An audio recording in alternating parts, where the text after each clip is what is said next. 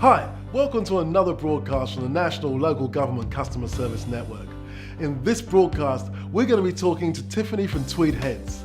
Now, Tiffany's going to tell us all about how Tweed Heads Shire Council established a contact centre in 2011 and all the things they need to do to get their contact centre to work.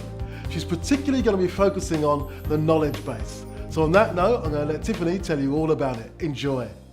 Tiffany, you're from Tweed Shire Council, and you were talking to us about a knowledge base that you've developed, and you've done something quite special with your knowledge base. Just tell us a little bit about the knowledge base, who built it, and everything else. So go ahead. No worries. Tweed Shire Council established a contact centre in 2011, and as part of that we didn't have one central system that we were using that had internal and external information. So what we tried to do was create our own knowledge base. We looked at a few on-the-market products and decided that they didn't really fit our mould. What we also wanted to go down the road was to establish a content management system and making sure that our website information was content managed, which empowered the units to maintain their own information. So ours we kind of custom built in-house by one of our web development team and driven by the customer service and communications teams. So this really was an in-house build from start to finish. Yeah. And it's been totally customised for Tweed Shire Council. It has, yeah. And you obviously got everybody involved with the buy-in and setting it up to work well across the whole organisation? We have. We're implementing it now. It's definitely got a bit of a focus on customer service, but it is accessible by everybody. And moving to a content management system, the units will own that shortly. We're rolling out some different training at the moment to let people know about it, and it's amazing the response we've had just in access to information, which was basically broken down a whole lot of silos, and I'm sure we all have the same problem there. With my information or my process, or this is how we do it. And it's also really helping us with business continuity and support. So staff that might be sick who don't get notifications can get up to date quite quickly, or if someone's away, we've got a good system in place now that business should happen So as it's usual. making the whole organisation more productive in the way that it does things, cutting down on double handling and ensuring sharing of information across the entire organisation. It is. It's probably at a point where different units can also take it to the next level, depending on each one, how they'd like to tailor it and add their internal information. So it's a living, breathing organism, really. It is, It's yeah. ongoing and it's forever changing. Yep. Now, you just told me something a little bit funny there. Now, tell the viewers here what you just told me. Well, out of the inspiration, I guess, that we got from Tina from Townsville was that they had the name for their knowledge base, and ours is called the Corporate Knowledge Base, and the guys today decided that we're going to make it a bit fun. And in honour of our web developer who made it, her name is Rhonda, we've decided to call it KTUT, and we're thinking that it stands for knowledge, education, training, understanding and technology. So, well, that sounds wonderful. Thank you. Also, not just in the fact that taking it from a knowledge base and giving it a personality means that people can interact with KTUT in a much better way, and it means it brings the information alive for people, and it means, well, don't go and put it in the knowledge base, go and tell KTUT. Yeah, so I think it's going to have a good uptake. I'm looking forward to taking back that to the organisation. So. Well, I think that's really, really good, and for other councils out there, I think that's possibly a really good way to go, because once you personalise it, people have less fear of it. True, yes, that's probably one of the challenges we have faced, is people just don't understand what it can actually do for them as a content, and because it has so many purposes, it's more than just a content management system, it's also our internal access to information and processes. So. Well, well done. Keep up the good work, and I look forward to meeting KTUT when I come down. I'd love to introduce you to him. Thank you. Thank you. Everyone in the room today, I'm sure, falls into one of the categories where you guys are either functioning in a fully working contact centre, you're either just in the early stages of working in it, like we are, or you're thinking about making some pretty big changes to the way you might do customer service.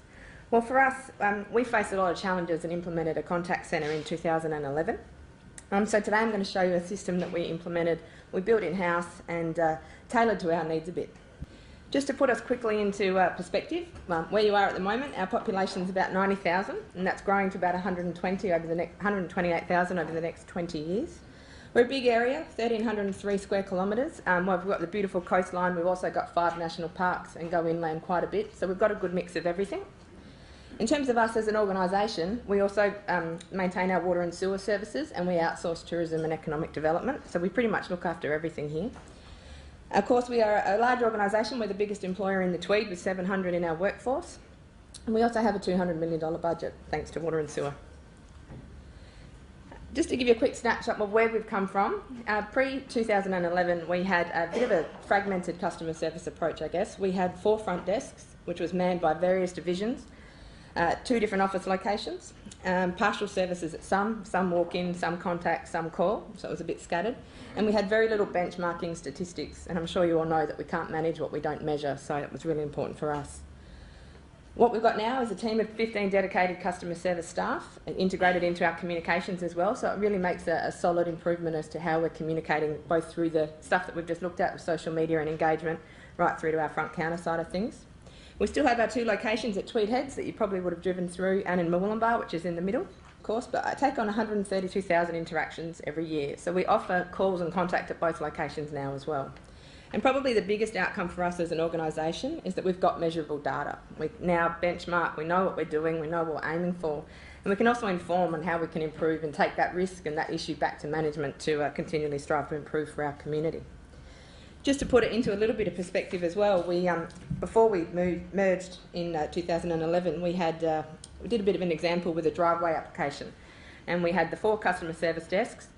The customer had to basically deal with 3 different staff to complete the transaction, visit 3 different desks, 3 physical different desks. You're nodding your head, great to see someone else has felt the same pain.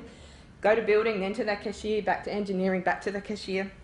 They signed documentation 12 different times, which is pretty embarrassing from a customer service point of view. So we all recognised that something really needed to change.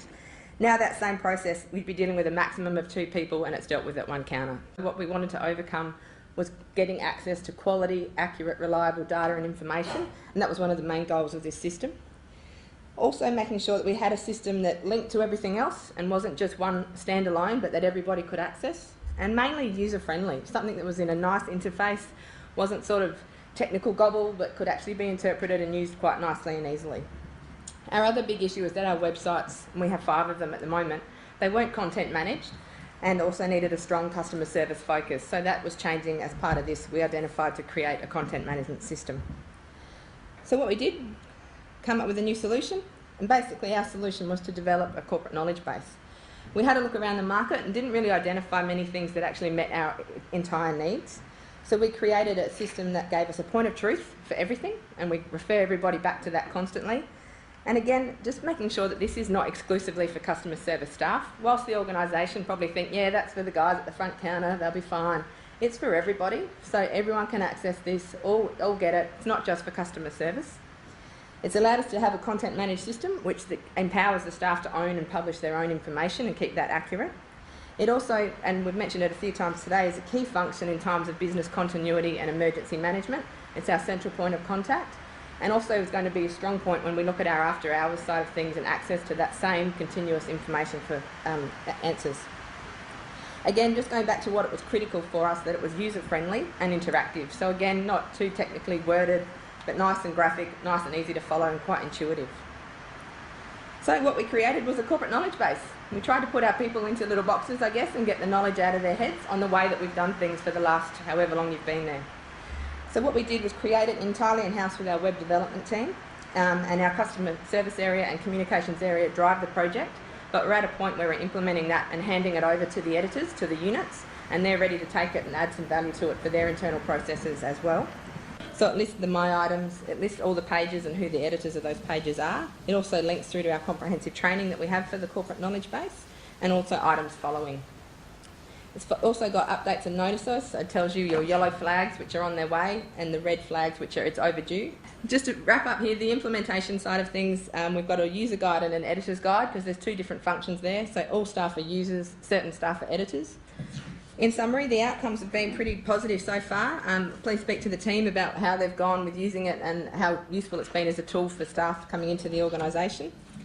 And I guess I just wanted to sum up there with the analogy Rum used earlier on about 97-year-old Margaret in records who may not like this system, but when and if she retires, I'm pretty confident we would have captured her knowledge. So that's what we've done at Tweed. Thanks for having us. Thanks for watching the broadcast today. We hope you really enjoyed it. We hope you got lots of tips and lots of tricks that you're able to use and take back to your council. And we're really looking forward to seeing you next time on our next broadcast. Bye for now.